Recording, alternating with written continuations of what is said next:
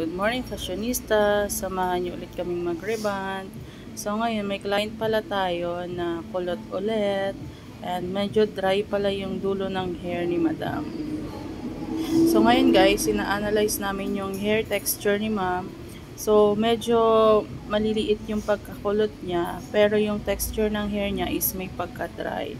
Kaya ayun, mag-start na tayo sa application ng number 1. Ganito kami mag-apply ng pang-rebond. Number 1, kailangan lahat ng part ng hair is malagyan. And kakapalan talaga yung gamot. Hindi siya pwedeng tipirin guys. Alam niyo na. And ayan, ang bilis ng transition. Nagpa-plancha na tayo. Ito pala yung pagpa-plancha namin. Sobrang lipis lang.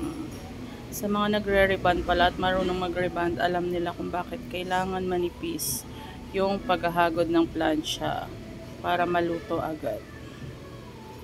So, ayan. And yung gamit palang plancha dyan is dalawa para siguradong lutong-luto talaga yung buhok ni madam. Dahil alam nyo na super kulot talaga siya kanina. Sobrang liit ng mga kulot niya. So, kailangan talaga is lutong-luto yung buhok niya sa pag-a-iron. Nakikita nyo is luto naman na yung buhok niya sa gamot dahil ang tagal talaga siyang binabad. So medyo nag-flatten at nawala yung pagkakulot niya. So perfect lang yung luto ng unang gamot, which is number 1 na pang-rebond. So ayan na yung naging outcome. Nag-flatten na siya. So pinaplansya lang siya ng sobrang nipis at pinabagalan talaga para maluto yung strand. And after ng plancha, charan, ayan na yung hair ni ma'am. Sinong nagsabing kulot yan? Wala kayong ebidensya, char. O diba, ang ganda na ng hair ni ma'am. Super shiny na siya. Kaya maganda talaga mag-rebond ng mga kulot guys, kasi makikita mo talaga yung pagkakaiba. And sorry guys, mabilis talaga yung transition dahil busy tayo kanina.